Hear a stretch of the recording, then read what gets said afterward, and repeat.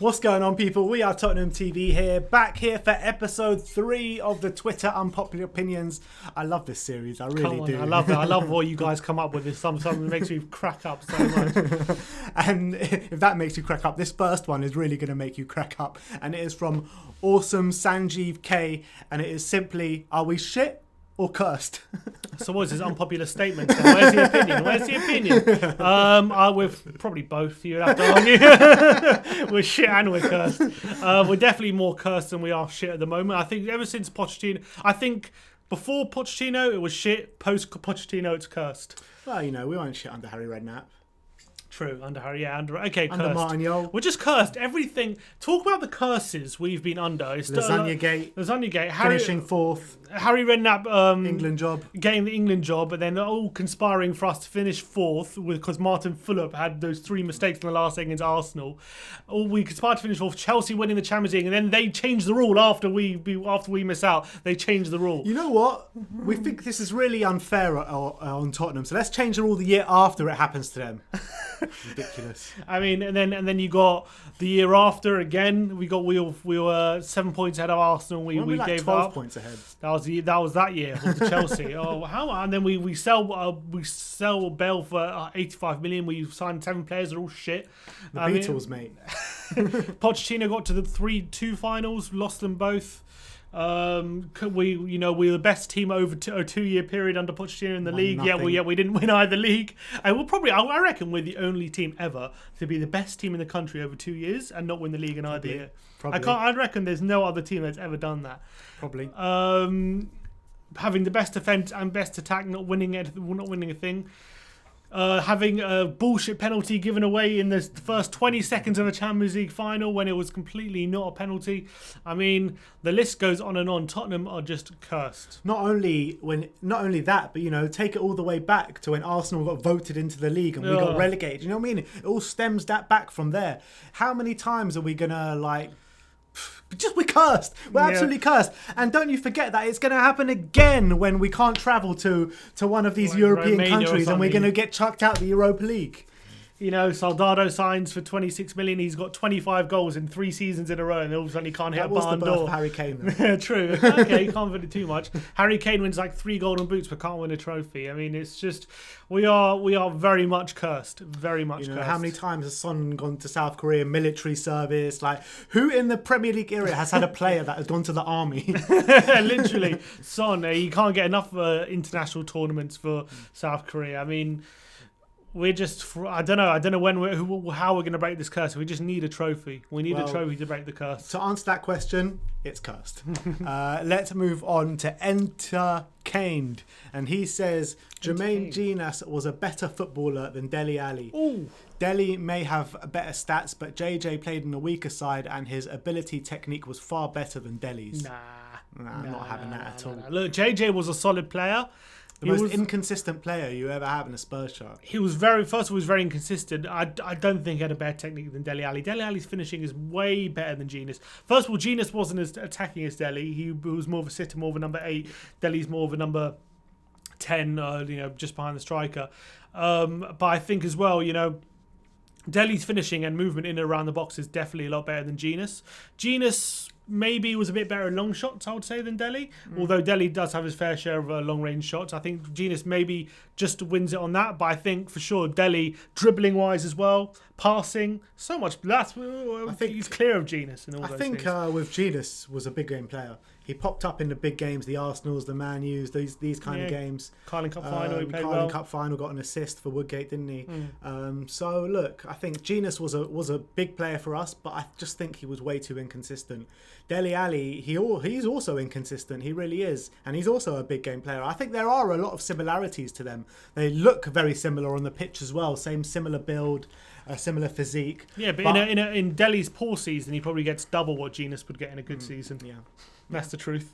That's Ultimate. Genius would be lucky to get 5 goals in a season. Yeah, I mean, he is saying stats aside, but you got. He is saying, fair enough, stats aside. But I think just generally as a player, better passing, better finishing, better movement, better dribbling, all goes to Dele. I think the only thing that Genius maybe wins out on is long range shots, in my opinion. I agree with that.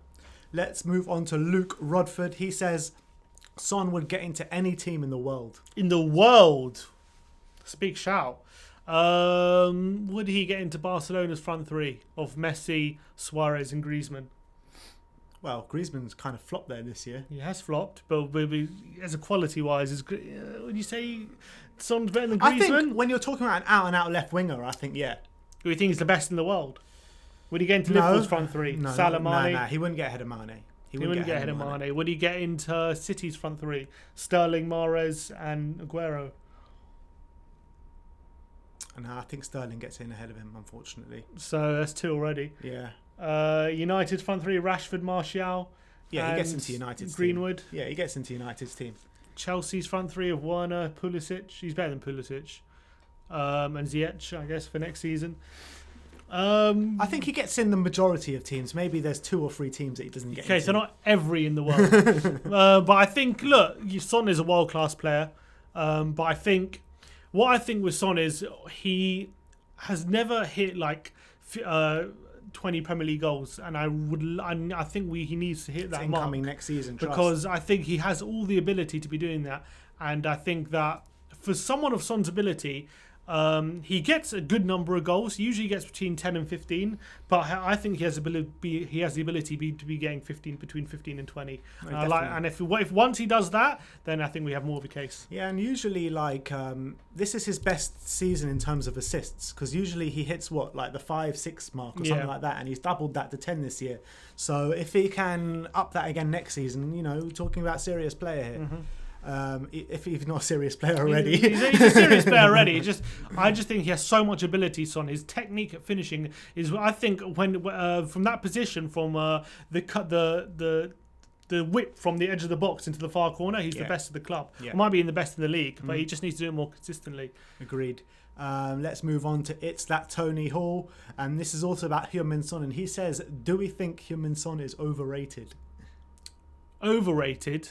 Yes, seeing as someone just said he should be in every club, every starting 11 in the world, you got to say maybe a bit. No, look, I think he's gone from one of those underrated players to maybe slightly overrated. Maybe. Nah, come on, he's not overrated. Depends how who rates him. I guess. I think. Look, I think he's a world-class talent. I love Son to bits. I really do. I think he's so good. I think he has all the quality in the world. I just feel like his output should be slightly more from a goals point of view, from my likings. Only because I feel like he's that good. He should be putting out more. I mean, yeah, I think he's kind of improved year on year at Tottenham. So next year, if he will hit that 20 goal mark, I'm pretty confident of it. I hope so. I hope you're right, because I think ever since he really became a starter, like in his second season, I think he's been 14 Premier League goals, then 12. Then 14, then 12, then I think 13, and now last season was 11. So I want him to be hitting that 15 mark. So maybe he hasn't improved year on year then. I think he's been fairly consistent. I think overall, I think he's hitting all competitions. But his goal contributions this year was much more than any other year. Yeah, but you can't forget in Champions League he usually gets regular goals in the Champions League. I was talking just purely Premier League there. So he usually gets like 20 goals consistently in all competitions. But I want to see him in the Premier League hit like 15. All right, let's move on to the next one. It's Radzi COYS, and he says Danny Rose should be given another chance to prove himself under Jose Mourinho. And considering the comments on our Danny Rose video, it is an unpopular opinion because most people want him gone. Most people don't think he's had his chance and done for. Look, I think Danny Rose at his best is the best left back in the club, and to be honest, if Mourinho's happy to do it, I'd happily give him another chance to prove himself in the team. But if Jose is of the opinion that, look, this guy is not good, he's not the right fit for our squad anymore, and we need to get rid, then I back whatever Jose decides. I personally think he should be given a chance to prove himself because he is the best left back of the club. If he can get fit, because he looks a bit overweight at the moment. Look, Jose, we don't know if he's fit. Jose and the training staff and the coaching staff, they're going to know if he's fit enough or not. So if they make, and then trust me, if he's not fit, they're not going to want him around. They're going to cut him loose. These are ruthless guys. So I trust whatever that decision. If they want to give him another chance, I'm all for it. I think he should because he's at his best. He's our best left back. So why not? So if you were manager right now, what would you do with Danny Rose?